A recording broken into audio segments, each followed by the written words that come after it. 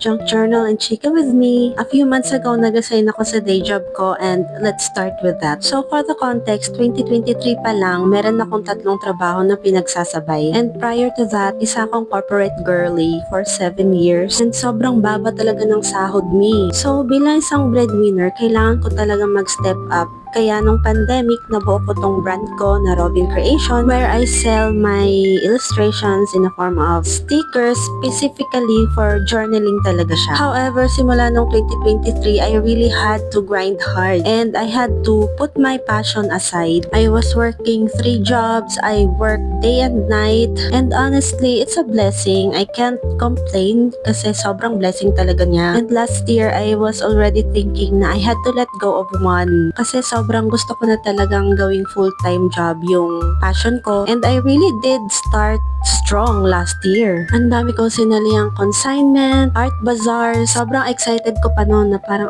ito na talaga, magagawa ko na yung mga gusto kong gawin. But, November last year, 2025, doon ko na talaga naramdaman yung sobrang pagod. Feeling ko gumagawa na lang ako to fulfill orders, to stock items. Parang feeling ko hindi na ako gumagawa para sa sarili ko. And I realized that what I'm excited about is gusto ko ulit mag-drawing. Kaya lang sa sobrang burnout ko, umabot na din talaga ako sa point na yung mga gusto kong gawin noon, nawawalan na ako ng ganang gawin ngayon. And nalulungkot talaga ako pag naiisip ko yun because I really did start strong last year. And the only creative thing na na-enjoy ko this past few months ay ang gumawa ng junk journal. At least kahit papano I feel that I'm doing something for me and bit by bit I hope to get a creative spark back and that is all. Char. And to all na burnt out din ngayon, I hope we all bounce back stronger and bolder than before. Char.